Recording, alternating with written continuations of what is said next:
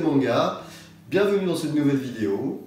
Alors aujourd'hui, j'ai décidé de vous faire un petit tutoriel pour apprendre à créer une planche manga. Tout d'abord, si tu es débutant, je t'invite à aller consulter mes autres vidéos parce que pour ce tutoriel, avant de l'aborder, il te faut quand même quelques bases solides en dessin. Donc va voir les vidéos, entraîne-toi et reviens après. Si tu es toujours là, eh bien on peut commencer. Alors, cette vidéo, c'est un tutoriel pour apprendre à créer une planche manga de A à Z. Je vais te présenter toutes les étapes de création d'une planche. Alors ça, c'est un tutoriel qui est personnel, c'est ma façon de travailler. Je ne prétends pas avoir forcément la meilleure façon, d'autres artistes font peut-être autrement. Néanmoins, si tu suis mes conseils, tu arriveras tout de même à faire quelque chose de solide, de réfléchi, et au moins, je veux dire, tu auras construit ta planche. Voilà. Donc, écoute bien ce qui va suivre, retiens les choses essentielles, et à la suite de ça, tu pourras peut-être créer tes propres planches manga. Allez, c'est parti.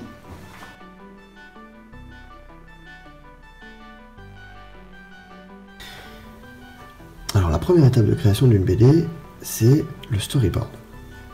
Alors moi je travaille toujours mes storyboards sur des feuilles A4, voilà, que je plie en deux.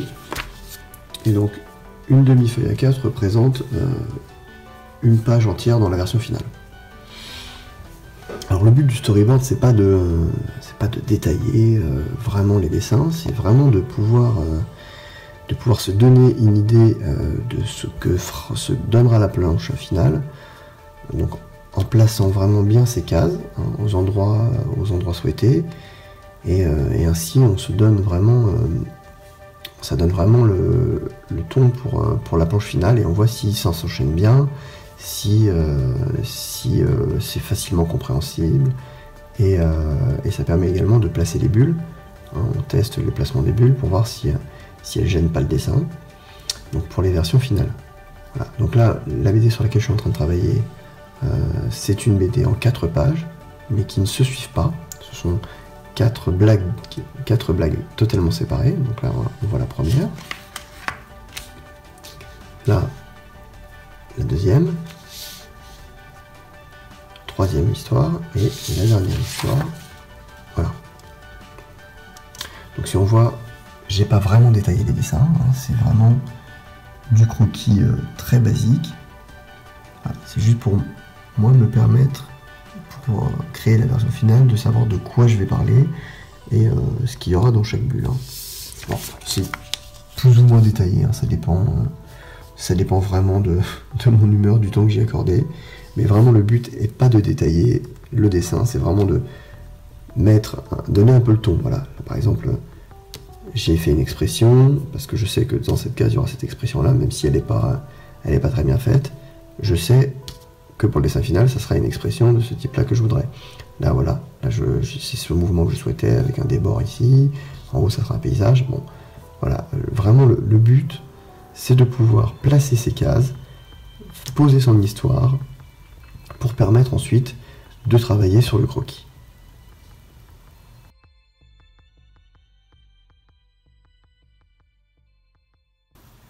Donc voilà, pour le croquis, le matériel que j'avais utilisé, donc là on a la gomme, voilà, et moi j'utilise deux types de crayons. On a le crayon un peu gras, un 2B, alors je sais, voilà, 2B, un peu gras parce qu'il est facile à gommer, donc j'appuie pas trop pour faire mon esquisse avec celui-là. Et après j'utilise en général un critérium parce qu'il a une pointe beaucoup plus fine, ce qui permet de faire un petit peu les détails. Des visages, notamment des yeux, du coup qu'on ne peut pas réellement faire avec celui-là qui est un peu gras et qui a tendance un peu à baver. Voilà, par contre, le problème du critérium, c'est qu'en général, c'est des mines assez dures qui entament le papier, donc il faut faire attention à ne pas trop appuyer parce que sinon on laisse des traces. Voilà. Et puis après la gomme mie de pain qui me sert pour gommer. Donc voilà, donc la deuxième étape, c'est de passer du storyboard, donc que je vous disais, qui représente une demi-page, au croquis. Hein. Et bah donc voilà, là du coup les dessins sont détaillés, ils sont nettement mieux faits. Et donc là, on voit bien qu'il y a quand même beaucoup plus de choses. Si on compare d'un peu plus près, regardez, pour vous souvenir la première étape, et voici voilà ce que donnera la planche finale. Donc le croquis se fait au crayon.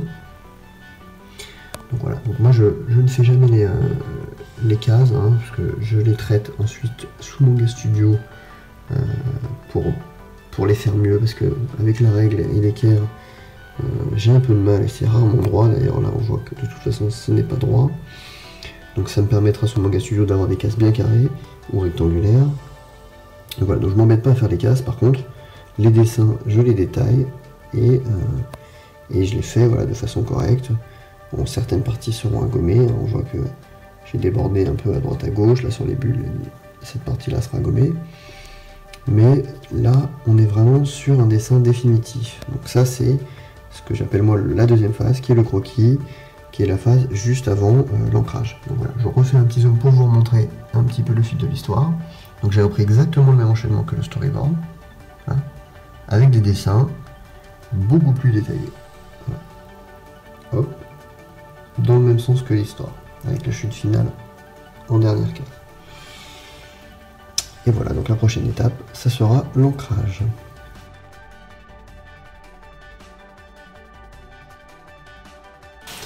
L'étape suivante, c'était l'étape du line. Voilà, le line. Donc, le line, ça consiste à repasser tous les traits faits au crayon avec des feutres. Alors voilà, alors des feutres de différentes tailles. Donc que je peux vous présenter ici. Alors voilà, on a un feutre M, donc voilà, taille médium. Le feutre B qui est bold, le plus épais, et le S, le small. Voilà. En général, j'utilise aussi un plus fin. Voilà. Après, pour les petits détails, donc un Pigma Micron 0,05. J'ai également un intermédiaire entre le M et le B, que j'ai pas utilisé pour celui-là, mais que j'utilise de temps en temps, qui permet de faire notamment les bulles que là j'ai fait au B, et c'est pourquoi elles sont pas très très belles. Donc, si on regarde un peu en détail ce que ça donne, voilà.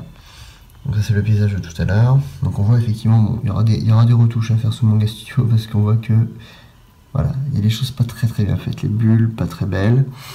Voilà, bon, je sais pas si ici, là j'ai bavé, hein, c'est pas du très beau travail, c'est pas très propre. Voilà. Mais bon, c'est pas très grave, le rendu global est plutôt bon. Voilà. Est plutôt bon, voilà, comme vous pouvez constater, globalement c'est pas trop mal. Quelques retouches seront à faire ensuite sur Manga Studio, et puis bah, vous verrez le résultat final par la suite.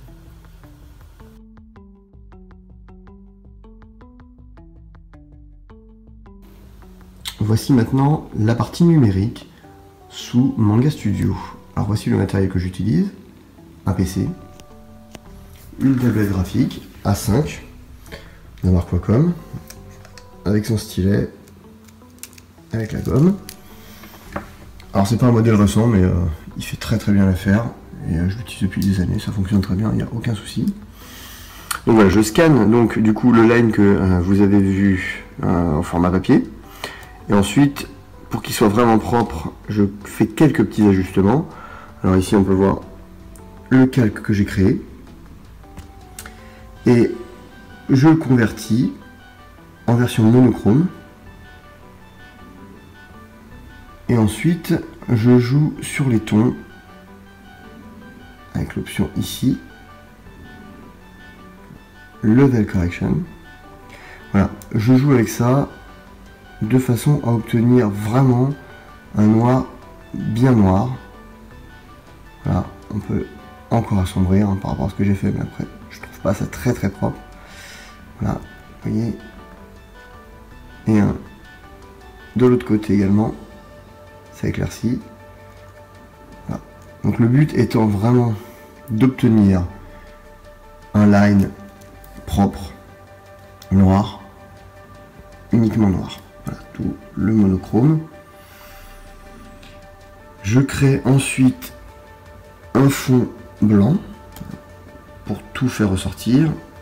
Là en général j'en profite pour faire quelques ajustements avec la plume G ici sur voilà, des cadres qui ont bavé, des détails pas très bien réalisés. En fait voilà, je nettoie un petit peu mon line pour qu'il soit le plus propre possible. Ensuite je crée un calque cadre ici. Voilà, et on applique du coup tous les cadres de la planche. Puis vient l'étape des trames. Alors moi j'appelle trame, en réalité voilà, je crée un calque qui sont en fait des aplats de gris que j'applique également à la plume G. Alors vous voyez ce que ça donne. Hop, alors on voit tous les gris que j'ai utilisés. Donc différentes teintes en fonction de ce que je veux faire ressortir ou pas. Après ça, je crée les ombres. Alors pour faire les ombres, j'utilise une option qu'on retrouve ici, dans les trames. Donc c'est une trame, voilà, une de ces trames là. Donc en fonction de l'effet choisi, on peut prendre plus ou moins dense. Moi en général je prends celle-là. Voilà. Que j'applique également avec la plume G. Donc je refais apparaître le calque, voilà ce que ça donne. Voici les ombres. On va s'approcher un peu pour voir un peu plus les ombres. Voilà. Il m'arrive sur certains dessins de créer 2 niveaux d'ombre. Pour celui-là je ne l'ai pas fait, je suis resté sur vraiment une planche assez simple. Et enfin un petit rajout d'un ciel pour le paysage là-bas. Voilà, donc j'ai créé un calque en fait grâce à cette trame-ci. Voilà, je sélectionne la partie sur laquelle appliquer le ciel et on voit le ciel apparaître. Voilà, ça évite de le dessiner soi-même. C'est pas forcément ce qu'il y a de plus perso comme façon de faire, mais c'est une bonne façon de faire parce que faire des ciels c'est pas très valorisant et c'est assez rapide avec Manga Studio de cette manière. Voilà, puis après il me restait plus qu'à rajouter les textes. Voilà, alors je les ferai apparaître un à un. Et une planche quand même assez riche en texte. Voilà, et on obtient du coup le résultat final suivant. Voilà, bon j'espère que c'était assez clair pour vous et que vous aurez appris quelques petits tips. Voilà, à bientôt. Et bien voilà, tu connais maintenant ma façon de créer et construire une planche manga. J'espère que ce tutoriel t'aura apporté quelque chose. N'hésite pas à me laisser un commentaire, positif ou négatif, je me ferai un plaisir de te répondre quoi qu'il arrive. Tu peux t'abonner à ma chaîne, dont le lien est dans la description. J'ai également un compte Facebook, un compte Twitter et également un compte Instagram qui s'affiche sur ton écran, ici je suppose. Et donc tous les liens de ces comptes sont dans la description. Si tu veux me suivre, si tu veux connaître mon actualité, abonne-toi. J'en ai terminé pour aujourd'hui et je t'invite à ma prochaine vidéo. Allez, ciao!